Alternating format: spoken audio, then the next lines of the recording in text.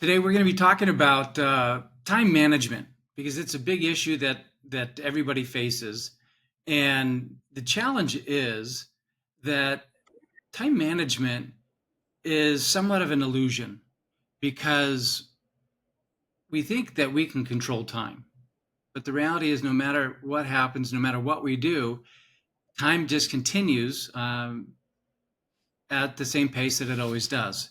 And so we're going to get underneath it what the foundation is of what we can do to make a difference on how we use time and really what we accomplish as a result of the work that we do. So no further ado, I'm gonna jump into this, and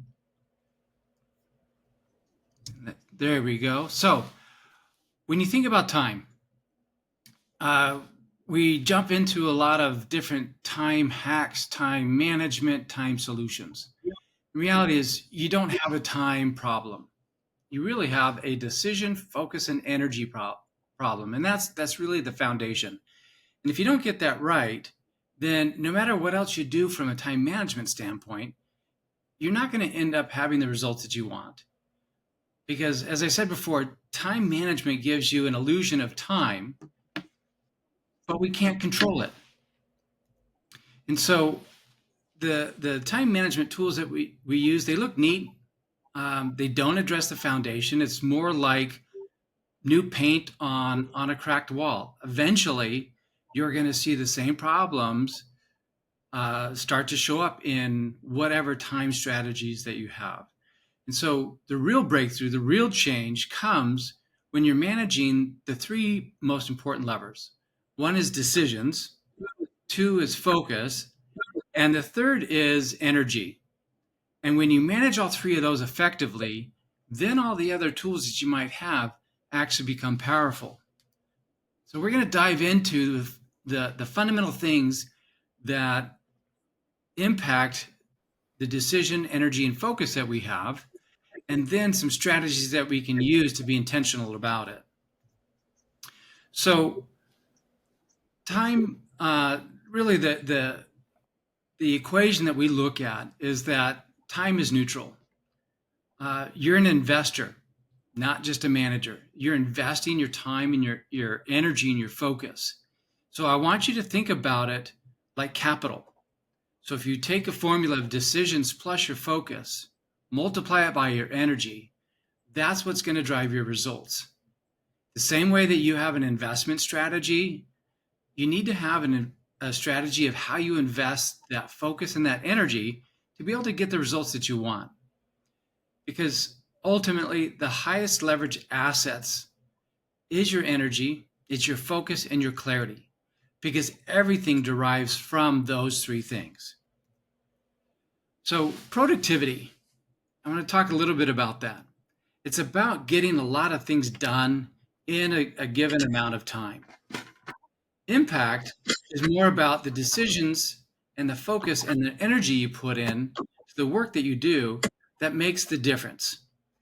A lot of people will get a lot of things done, but they have very little impact. You may have one or two things that you actually accomplish in a day, but it has an astronomical amount of impact on the business. And as an entrepreneur and as a founder of your business, you want to have impact. It's not about checking off to-do lists. So leaders are decision investors. And that's something I want to drive home today. As a leader of your business or a leader in your business, you need to be able to invest where you make the most impact. So as a leader, you have to decide every day where your energy is going, because it's limited, but it's highly leveraged. So you wake up with a finite amount of energy to put towards what you're going to do that day. So all the decisions you make, all the actions you take, even the interruptions that you endure on a day-to-day basis, all of those cost energy. And so if you're not investing the energy where you want, you're going to get a low return. There's three things that you need to be aware of that underpin how you invest your energy. And to be effective, you need to be able to master them and be aware of them. First one is the default mode. And that's essentially a neural network that you have in your brain that really focuses you on automatic patterns, patterns that you typically do throughout your day. You don't even think about them. And they run kind of the decisions that you make on a day-to-day basis if you're not aware of it and how it's impacting you. The next thing is decision fatigue, and that's a real thing.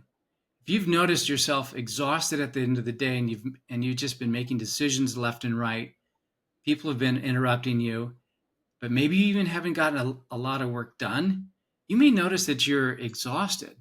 And that in part is due from that decision fatigue. And the problem is, as we endure decision fatigue, we start to see the quality of our decisions decline. We see the impact that it has on our business and our culture and the energy that we have to bring into the work that we do on a regular basis. And the other thing is social determination, or social valuation is maybe another word or phrase to use. We make decisions based on the social impact that they have. And I'm going to talk a little bit about that. But these three things are underpinning how you focus your energy. And if you're not aware, they're going to control it.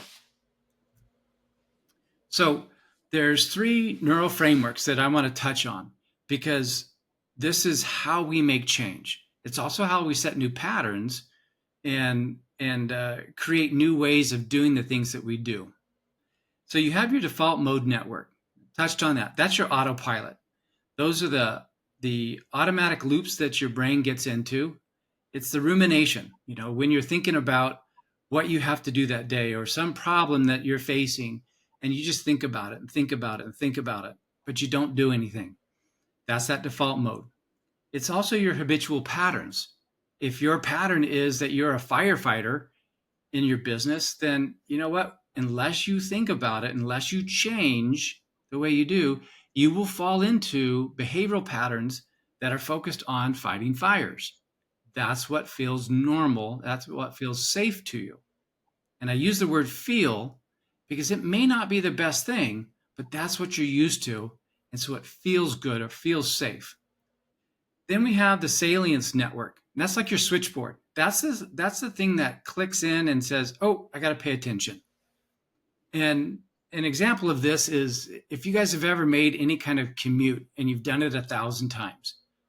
It's like you get on the freeway and you're driving along and you're not even paying attention to where you're going, but you're going to work and you don't even think about it. And all of a sudden you realize, wait a minute, where am I and how far have I gone?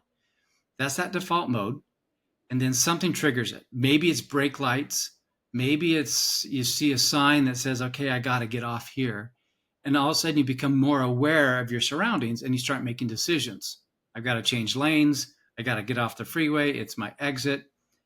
That's the three neural networks working. Your default mode, your autopilot, your salient saying, hey, I got to pay attention.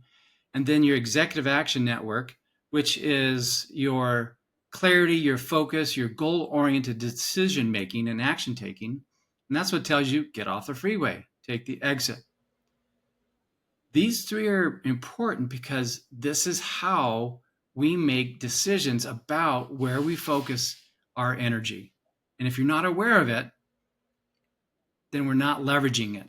And awareness is one of the most powerful tools that we have in changing what we do.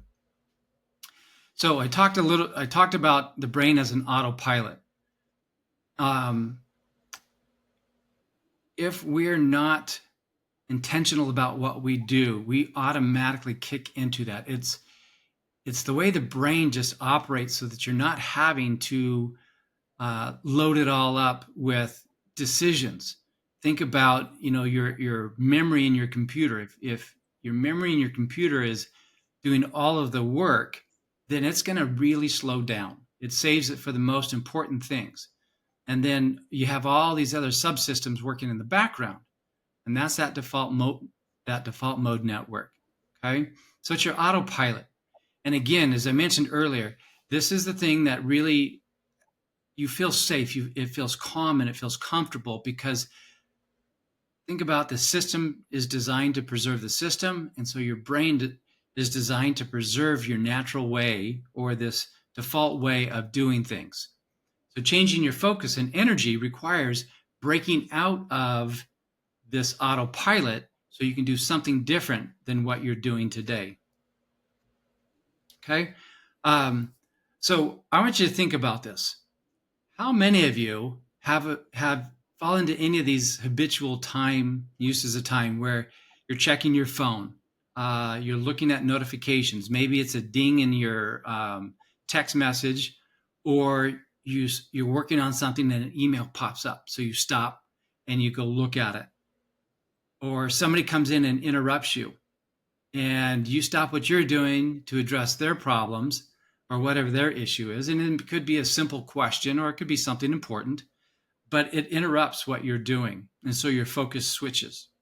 From a research standpoint, they call that context switching. We call it multitasking, and a lot of us will pat ourselves on the back because we think multitasking is great, but really what it is it's robbing you of energy and focus.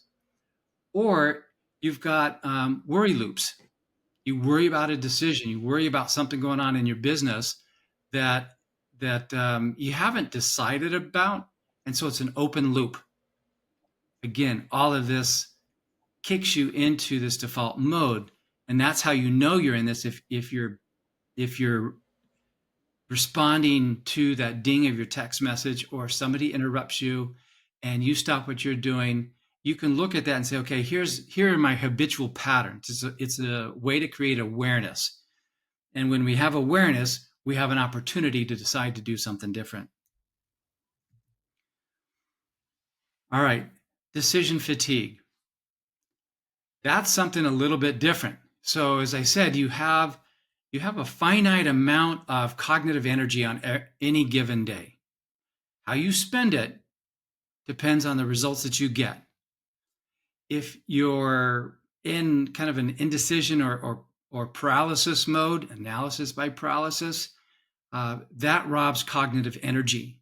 As I'm talking to people about making a decision, they'll say, well, let me think about that. And then you talk to them a week later and they say, well, I'm still thinking about that. Or I need to go look at some more information, which is just another way of delaying the decision.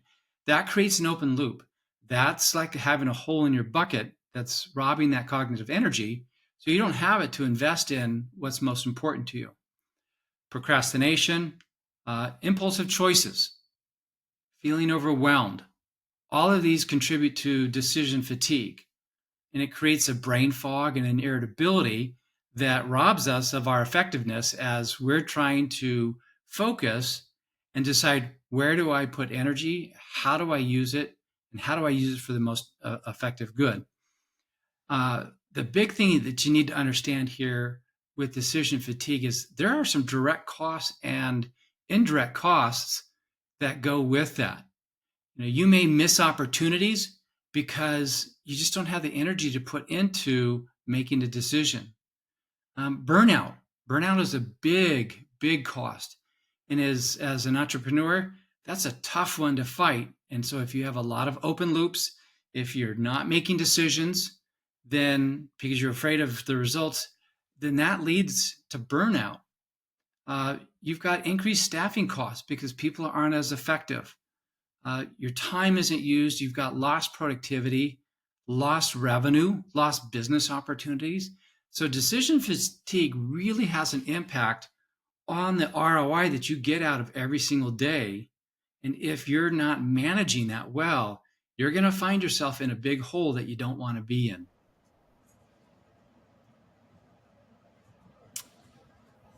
Okay, so now we look at the brain's social value. So we make decisions. Oftentimes, we think we make decisions on what's going to give us the best ROI. But the reality is that's not always the case.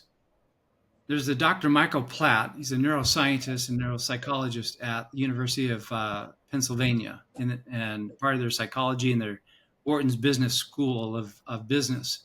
And he has studied the neuroscience of leadership. And he showed that our brain has a valuation system that goes beyond calculating ROI in terms of finances or money and the outcomes. it weighs the social rewards that we have and that impact us. So think about liking or being liked. That's something that the brain will calculate in the ROI as far as how do I spend time and how do I make decisions? What's most important to me? So there's other things like staff requests, making people happy. Have you ever felt bad because you weren't being available to your team as much as you thought you should? But the reality is, they're just asking you questions that they can probably answer on their own. Well, that's the brain using the social impact as a part of the calculus of ROI of what do I focus on? What's most important to me? And so it misprices urgency and social salience as more valuable than effectiveness and impact. By not being aware of this, your decision making of where you put your energy is actually getting hijacked. So, like I said, the example staff interruptions or text messages, you stop what you're doing to answer that because that feels better. You don't feel as bad by not responding, even though you've blocked time out. And so your ROI starts to drop. So being aware of the bias that you have and how the social valuation biases your decision, that's again, it's an important part of your awareness so that you can make decisions and saying, where am I going to invest the limited amount of time, energy, and focus that I have, much the same way as I would invest money for the best return that I can get. So, all right, now we've got, I want to talk about a decision filter framework. And this is an exercise that we'll go through and do it. I want you guys to do an experiment after this call to really look at and say, where am I spending my focus and my energy? So we're going to look at this and break it into 3 buckets. Strategic, that's what moves your vision forward. And that's the work that you do on your long-term goals. Then there's operational. That's what keeps the machine running. I call it keeping the train running on time. Then you have your reactive. That's the noise. That's the interruptions. That's the ding of your phone for a text message, where without thinking about it, you just automatically respond to that. And so I want to use this as an opportunity to recalibrate how you focus your energy, because all of the decisions we make about our time and energy falls into one of those 3 buckets. So here's the experiment, and I want you to write this down. So for 1 week, at the end of each day, I want you to take 5 minutes and I want you to reflect back on how you invested your focus and your energy. All right? Think about that and say, okay, where have I put my time, my focus, and my energy, and which bucket does that flow into? So you're going to categorize that and keep a journal of that each day.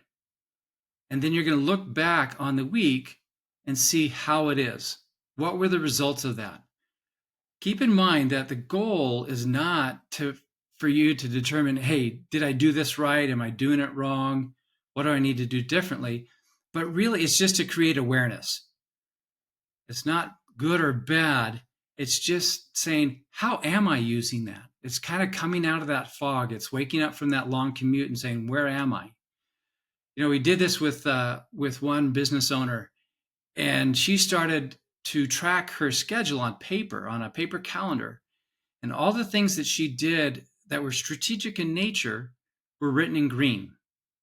And everything that she did that was either operational or reactive, she started to write those things in red. So at a quick glance, she could look at it and say, how am I doing this week?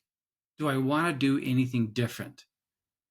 And that's what this awareness does, is that it allows you to be able to ask that question of yourself and say, do I want to make any different decision that I'm making today? So the awareness creates an opportunity to do that. Okay, because again, you've got those 3 determinants that are guiding the decisions that you make on a regular basis unless you're thinking about it. So that's the decision filter framework that I use to help people make decisions of how they invest their time and energy. The other core principle that you have to understand as an owner, energy is the multiplier for every decision you make. Every decision that you make in your business is amplified across your entire organization, whether that's good or bad. It's not just about the time that you spend, because you're highly leveraged as an owner. You don't trade hours for output. You're trading cognitive clarity for exponential leverage. Think about that. You're trading cognitive clarity. Are you clear on what you're doing, the decisions you're making? And that has exponential leverage. It shows up in the decisions that you make, the alignment that you create or don't, and the culture that you are infusing into your organization. That energy and those decisions are driving those things, and that affects everyone in the business, and therefore is highly leveraged. So I want you to think about not tracking how you spend your time, but saying, how am I focusing and where am I spending energy? And what impact am I making? That's your new rubric and your metric when you're deciding, am I effective? Am I productive? Okay, so keep that in mind. Attention, that's our scarcest resource. I mean, if you look at social media today, if you look at the business of online, it is all about grabbing your attention, because that's what the value is. That's the resource. And 40% of the time of our waking hours, we are in that default mode, that autopilot, just doing things the way that we do them without really thinking about it. So why talk about all this neuroscience? Why talk about this social valuation? Success depends on the goal-focused action and decision-making that you do on a regular basis. In order for you to lead with impact, you have to focus with intention. If you're not aware of the things that are hijacking your attention, then you're going to just fall into a pattern that's not very productive or impactful. Because without it, half our day is just shifting to autopilot, and we just do what we do without really thinking about it. And so the whole point of time management is to break out of that and to make different decisions, to say, do I need to value what I'm doing based on the social impact? Do I need to value it based on the impact it has on the business? And what am I doing from a decision fatigue standpoint to contribute to really spending energy wisely? Or am I just letting it give me flat results? Now, the beauty of this is, again, we have patterns. Our brain kicks us into patterns that we follow.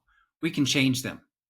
We can actively change the patterns that we have so that we make different decisions. If you think about any experience you've seen, maybe you've had this where you've played the piano, you're learning a new instrument. It's a very cognitive rich exercise. It takes a lot of that executive brain function, but eventually you develop the muscle memory, the brain patterns to where you don't even think about what you're doing. You're just playing the piano. And so it's like learning a new song. The repetition that you get, and as you focus on it, that allows you to make those changes and therefore have a different output than what you've done before. So there's 3 basic things you can do to start changing with intention where you put your focus and energy. 1, awareness. Be aware of it and recognize when you're getting into that focus fog. Be aware of what your autopilot is. Do you allow a lot of interruptions and context switching? Do you get a lot of firefighting? Is that your mode where you see yourself as, hey, I'm the fix-it person, and so everybody comes to me? Am I the decision maker? That's my autopilot. And so all decisions have to run through me. And by the end of the day, I'm exhausted because somebody has even the littlest thing. I was working with a client that's got a 5 million plus business, and a toilet in one of the clinics, there's about 4 or 5 of them, is broken. That decision came to the owner of the practice of what to do about it. That type of decision making, that's going to exhaust you. And that's what they articulated, because they saw themselves, and everybody else did, as the decision maker. And so people waited on them. So being aware that you're in that mode allows you to say, am I going to do something different? Then the next thing is to trigger your salience, to trigger that wake up call, the brake lights as you're driving down the freeway, that pulls your attention back to what you're doing, that allows you to break out of that fog and say, what decision am I going to make now? Where am I going to focus? And then third is to create intentionality. Be intentional. Do things that are very focused and intentional and very thoughtful of where you spend your time. And that creates a foundation that when you put time strategies like time blocking on it, that's when they actually work. So one of the things that we can do, and let me just go back here a slide. To do this, we talked about the awareness. To trigger that salience, the brake lights that pull you back into reality, you can use novelty. Novelty is like changing your environment. Do I go someplace else? Do I get out of the clinic? Do I go sit at a coffee shop and work on something that's really important? Just by doing that, by changing your environment, that creates salience and importance to say, okay, I'm going to be doing something different. One clinic owner, actually several clinic owners that I've worked with, they have gotten rid of their office in the clinic. They converted it to revenue generating. And so that forces them to go, when they go into the clinic, that they're doing it with intentionality. They just don't go there to sit and do work and do emails and be there to answer questions. Another owner has those flag systems that you see outside of the doctor's office. There's red and green. And so when this owner is in kind of deep work, she flips the red flag up, and even if the door is shut, that tells everyone, hey, don't interrupt. Or if it's green, it says, even though my door is shut, you can knock on it and interrupt me. That's creating novelty. The other thing that you can do is increase the stakes of the decision that you're making, creates the importance of it. You can also use body awareness. It's amazing. By doing something as simple as walking, getting up and walking around, that creates an awareness so you can be more focused at what you're going to do, or even as simple as taking 30 seconds to a minute and doing some deep breathing, because that physicality of your body brings your attention to a different place than it was before. So that's how you can automatically trigger that salient switch to say, I'm going to be doing something different than I normally do. And then when you do that, there's some questions, reset questions that I'm going to give you, and I'm going to teach you about a focus allocation rule. These are things that you can do at the beginning of your day so that you decide beforehand what's important rather than waiting for it to in the moment. So your environment, I talked about that. Changing your environment can trigger that salience, and it breaks you out of that default mode. So go to a different place, go to a coffee shop, have a different office space, or tell people that, hey, when my door's shut, I'm doing work that I don't want to be interrupted on, and unless the place is burning down. That allows you to be able to go uninterrupted. Shutting off your email, turning off your phone. Those are all things that are novel, or meaning a change, and that allows you to break out of your default mode so that you can trigger your brain to be thinking about what's most important. Talked about the physicality of it. Do something physical. Get up, move, do deep breathing, do some stretching. Doesn't have to be much. could be 15 seconds, but that's going to change your awareness. Even when you're in a mode, if you find yourself kind of switching gears, you're responding to emails, or an email even pops up and you look at that, that's context switching. That's going to cause decision fatigue. Standing up and stretching allows you then to refocus on what you think is most important. And now let's talk about the focus allocation rule. So this is an important one. At the beginning of your day, choose 1 to 3 big rocks. 1 to 3 most important things that you got to focus on that day, things that you need to get done. That no matter what else, if you have to say no to someone or something else, you say no because this is that important. If you decide that beforehand, then you're going to be more likely to accomplish that because you're less likely to let the day get hijacked. Now, the time to do this is first thing in the morning. Do it before you get on your phone. Do it before you check the news, text messages, or emails, and really use that clarity of thinking that you get first thing and say, okay, what is most important that I get done today?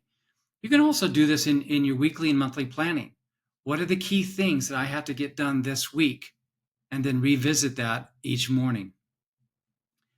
Protecting high energy windows. Now, I imagine all of you, if you were to think about it, you can identify when do I have energy and when do I just have that lethargy and that brain fog. Well, if that brain fog comes after lunch from 1 to 2 or 1 to 2:30, whatever that might be, that is not the time to be making key strategic decisions or work. That's the time to do mundane things that you don't have to really think about to get them done. Maybe just going through your emails, because if you're like me, probably 75% of the emails are all ones that I'm just sitting there and going delete, delete, delete, unsubscribe. That over the time I've allowed somebody to hijack my email and try and get my attention. Okay, if your high value, high energy, your high focus time is from 9 to 11 in the morning, guard that like gold. Set that time aside and say, okay, this is when I'm going to focus and be making decisions that are most important. We're taking action that needs to get done. Create that novelty. Maybe you do it someplace else. Shut off your emails, shut off your phones, shut off any interruptions. Tell your staff that you're busy and not to take any kind of interruptions unless, it's emergent. But guard that time, that high energy window throughout your day and use it for the most important things. And then look at and say, what can I eliminate, delegate, or delay? If you think about it, there's a lot of things that you can eliminate or delegate. I was talking with an owner the other day, and he had some issues with the physical structure of his building. So he spent half a day problem solving, trying to find somebody to come fix it, getting bids, all of that sort of thing. So we talked about one of the strategies and that he could do to guard his time. And it was as simple as taking somebody that he knew, who was a good handyman that he trusted, and that when something breaks, there's a roof leak, plumbing needs to be fixed, rather than it going to him, his staff has the authorization to call the handyman, and the handyman can spend up to a certain amount of time diagnosing the problem and either fixing it or coming back and saying, here's what needs to happen. So he did that, and he said, oh my gosh, it was amazing, because it's now something I don't have to worry about, much less spend my time on. That's something that he delegated and eliminated off his plate. The other thing is delay it. Does it have to be done right now? A lot of things don't have to be done. Do I have to answer that question right now? Or can I tell my staff, you know what? I know this is important to you. I'll get back to you at 4 o'clock this afternoon. Delay what you have to do so you don't have those other issues burning up. So that's your focus allocation rule. These 3 things are going to help you decide what do you need to focus on, and where do you put your energy and at what time of the day to get the most bang for your buck? The 3 reset questions. So these are some additional strategies that you can use in terms of managing your focus and your energy. So decision priority. What decisions today matters most? All right. That's clarity. This decision priority is what gives you clarity for the day. Your energy window. What's my peak energy window? How am I protecting it? That gives you focus so that you can focus. And then your focus allocation, by looking at those 3 questions, if I say no to an interruption, what's the impact? If I say yes to a strategic action, what's the ROI? That's creating urgency and importance. So now all of a sudden you realize, okay, if I work on this, if I dedicate the time to go out and generate new business, if I work on this new strategic initiative to do direct to employer work, all of a sudden that creates value, then I'm going to say, you know what? I've got to get this done. Other things are going to have to take a back seat. Because the reality is, and I hear this all the time, and ask yourself this, have you ever said, I just don't have time to get this done? And the truth is, none of us do. We don't have time, extra time that is greater than the 24 hours to get everything done. So we have to decide, what am I going to get done? Where am I going to focus? And then how do these other things get done with my team through delegation or elimination? Okay, so I want to bring this kind of all together. And we look at it from standpoint of a hijacked versus a recalibration. Now, you might have used some time management strategies in the past, time blocking, but your time and your focus is getting hijacked in those 2 hours that you set aside. Your default mode hijacks it. You start problem solving, you allow interruptions, and you do email firefighting. Emails pop up and you go ahead and answer those. So at the end of your 2-hour period of time block, or an hour or half hour, whatever it might be, you're going to find yourself exhausted, and your ROI in that is pretty low. The new way, what we've been talking about, is being aware of that you've got a focus drift, that you're allowing things to interrupt and bring your focus away from what's most important to you. And by being aware of it, you say, okay, I've got to make a different decision. We talked about some of the strategies you can use, the novelty of changing your work environment, increasing the stakes by asking those questions of, do I really have to do this now? If I don't do it, what's the cost? If I do focus where I want to, what's the ROI? That's raising the stakes. Then you're activating that focus to where you're making a decision and saying, I'm going to do something different than what I typically do. You might not get as many tasks done, but I guarantee you, if you do this, you're going to get the things done that make the most impact to your business. And it's about margin moving action. What moves the margin? What increases the revenue? What increases the culture? What allows you to hire that next therapist?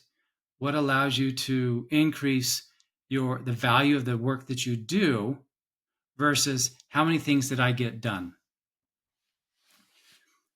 So the big thing I want you guys to take away from this is the reality is that as human beings, we're action oriented. We are built to take action. We're built to make decisions. But so many things hijack us that keep us stuck in a mode where we don't. And so just thinking about this stuff, it's nice. Having information, okay, maybe there's some value there. But the reality is making changes. That's what moves the needle. If you want to change the impact of how you use your time, make a different decision.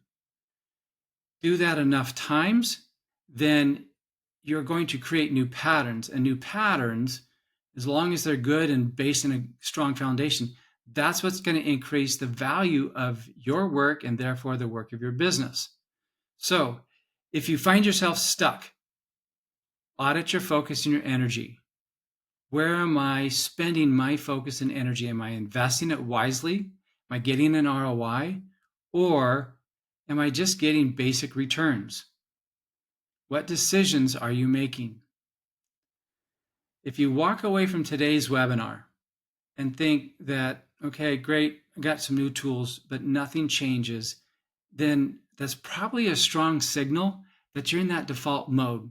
This is a typical pattern for you. Stop. Get awareness of what you're doing and then make a different decision. That's what's going to then leverage and create those neural pathways that lead you to do that on a more regular basis. And that is going to increase the value of what you do. So I want to give you a 24-hour challenge. I want you to start thinking about your focus and your energy as an investor, not a manager. I want you to catch yourself in that any moments of rumination.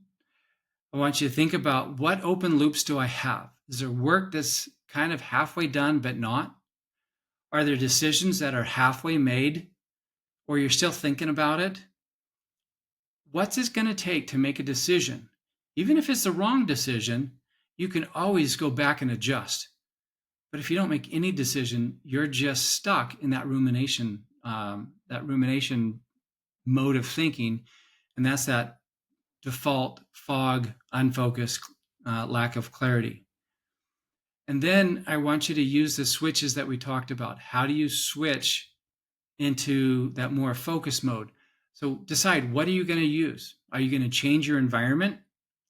Are you going to do things that allow you to focus, like taking a walk before, maybe take a 5-minute walk, do some stretches, do some deep breathing before your deep work that your strategic work that you're planning on doing for that day. Decide now, what am I going to do?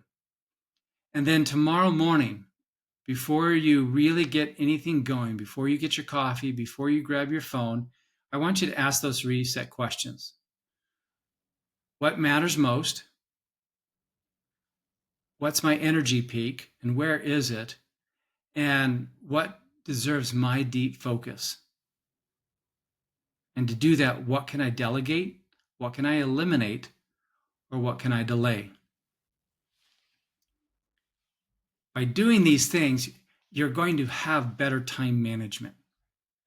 And really what it is you're focusing your energy where it matters the most, and then finding ways to get the other things done that you need to do. Now, every business is different. If you're dealing with a $3, $4, $5 million business, how you focus your energy is going to be completely different than if you're doing 500,000 and you're still part of the revenue generating. But regardless, there's going to be periods of time, and I would say, as a smaller business owner, this becomes even more important because you have less time to focus on strategic things, because there's other things you have to get done, like generating revenue, because just the economics of your business demand that. But as you grow, if you develop this habit, then you can become more strategic and be more effective and impactful in what you're doing. So, are you ready to break out of your autopilot? If you're tired of that, if you're stuck in firefighting mode, if you're running the business and you're finding it and you're thinking, man, this is not what I signed up for, I want something different, reach out to me. Let's just talk about what you're doing. I'd love to just have a conversation with you about maybe some ideas and strategies that you can implement and be able to be more impactful and effective. So that's what I do. I work with owners making these kinds of decisions and where they put their energy, because that's what transforms their business. Because at the end of the day, yes, we have our mission. We have the things that we're trying to do that we state, but we're also trying to create a business that puts more money in our pocket, allows us to be able to sleep at night better, and gives us the freedom that we want so that we can do the things that are most important to us, and we can love this business because it's giving us, not just everyone else, something of value. So wanted to open it up. Any questions, any thoughts? I'd love to hear what for you guys was most impactful or insightful for you. And so that's the question I'm going to put out: is what was insightful, and what action are you going to take as a result of being on today's webinar? Anybody want to go first? Yeah, I can take a stab at it if nobody else is jumping on. Go for it, Jonathan. As a relatively young leader, so I'm not quite 32 and operate as a clinic manager. I stepped into the role just before I turned 30. So there's that, like you mentioned, the pleasing folks and also making sure that you're paying attention to strategy is always tough to balance, I think, in general, but in particular as a young leader. Trying to gain influence in the clinic as a young person coming on. So any tips or ideas from you or anybody on the call on, how do you set up those boundaries on the busy time, the uninterrupted time, and still being able to be impactful and make your team feel as though you care about them? Okay. I know we got a few managers and owners on here. If anybody wants to pipe in, feel free to. One of the things, Jonathan, that I've done and I've had others do that really kind of creates that space that it helps you avoid interruptions later on. And I learned this early on in my career. In the nursing homes and skilled nursing, we called it stand-up meetings. It was a stand-up meeting because nobody sat down, and that meant we didn't want to be standing up for 30, 40 minutes in a long meeting. So we would take 15 minutes, 10 minutes, and it was a quick, okay, what's most important today? What are the issues? What are the questions? What do we need to clarify so that we can get about doing our work? That way, people knew that if they had questions, they had 15 minutes in the morning with the manager or the leader of the business to clarify those things. And most of the time, things don't have to be dealt with right then and there. We just create urgency because it pops in our mind, and therefore, I got to ask this question. Hey, where is this? How do I do that? Where is this on the network? And a lot of times those things can be delayed until the next morning. Does that help, Jonathan? Does that kind of answer the question? Yeah, definitely so. And one challenge for us, so our clinic opens at 7, but we have therapists that come in at 7, 8, 8:39 and such. So sometime that we usually do like a weekly meeting. That's like a once a week type deal, similar to what you're saying, kind of a stand up meeting. But the dailies are tough also just because we got people rotating in at different times. But yeah, like you mentioned, I mean, it's tough when a lot of the things that I feel like end up with me, not that my time's more valuable than anyone else's, but are things that are either A, not urgent and are the urgency's created, or 2, could have definitely been handled by someone else pretty easily. Okay. So give me an example of one thing that comes to you that you think could have been handled differently. So one thing for us, so we're heavy on our EMR. We use Epic here, and we've got our own support team within the organization. So oftentimes things end up, could have been an email, could have been a message kind of thing with my computer's doing this or the EMR is acting this way. What do I do? It's kind of like it's the same as always. If you can't figure it out pretty quickly, put a ticket in with the IS team, those sort of things. Not that I don't mind helping, but interrupting the deep thinking that I have going on or project type stuff for something that's pretty easily to manage outside of me. Yeah. And so, reinforcing that. And sometimes it might just be setting a boundary where you're in your office and you're closed and you just dedicate that hour or two that you have and say, okay, I'm going to say no. I'm not going to respond to that person at this time, because they'll survive, they'll live, and you've got to get certain things done. But the thing is, loop back with that person as quickly as you can and say, hey, sorry, I was focused on some work that I had to get done. You had this question, and I want to make sure that I attend to it. So you're creating windows of time, and maybe even in that lower energy phase of your day, that's when you deal with some of those types of questions. So great question. And again, it's creating those boundaries, because that's what's going to make you more effective, in terms of a leadership. For sure. Other questions? You're most welcome. Any other questions or experiences that you've had success in and really controlling your focus and your energy?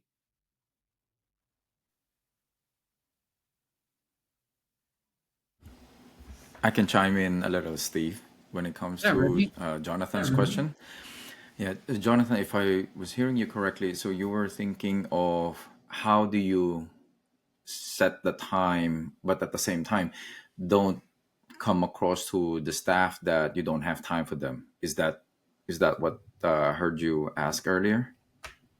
Yeah, Yeah, 100%. 100%. Okay.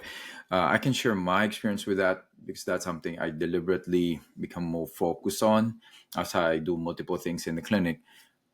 In my experience, when you when you communicate that to your staff beforehand, so they know the expectation. So it's not like you're telling them they cannot approach you, they cannot ask any questions. What I did was we set specific times when we're going to meet. So we have a specific time every week that we have our team meeting. I have my managers meeting once a month, and I have individual meetings for the staff that they can ask certain questions that can wait. Now, if they feel like it's a pressing question, a lot of times we find that those pressing questions are not really pressing. So I tell them off the bat, if you have a question, let's set up a time, because a lot of times they tell you, can I have 5 minutes? That 5 minutes is not 5 minutes. It gets longer than that. So whenever they have a question, they come to me with, or they have one question and they have to give me three possible solutions. And then they have to give me their suggestion of what's the best solution. That's my way of training them and empowering them that they can come up with their own solution. And then at some point later on, they realize, oh, you know what, never mind, I just answered my own question.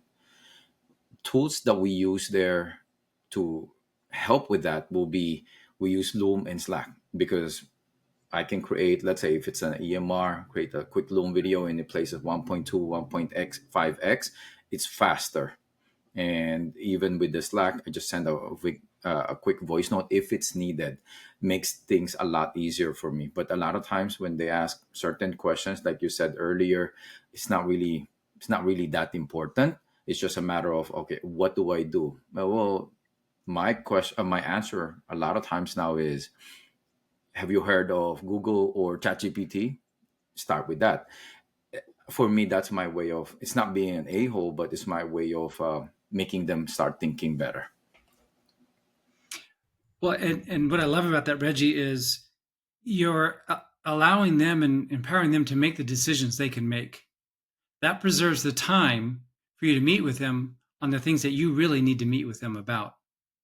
And again, that brings that impactfulness of where you're spending your focus and your energy. So thanks for that. All right. Hey, want to thank everybody for joining. Appreciate your time and your focus. I hope that this has been useful, and we'll be sending out a link to this so you've got a copy of it and go back and look at some of these things, because really if you think about and ask yourself just the question, I'm an investor. I'm investing my capital, focus, and energy. Your energy is your capital. Your focus is your strategy. What's the ROI? Am I getting what I want out of that? Start with that and then dive into those other questions to improve what you're doing. So thank you. Have an awesome day, and look for more webinars in the future. Appreciate your time.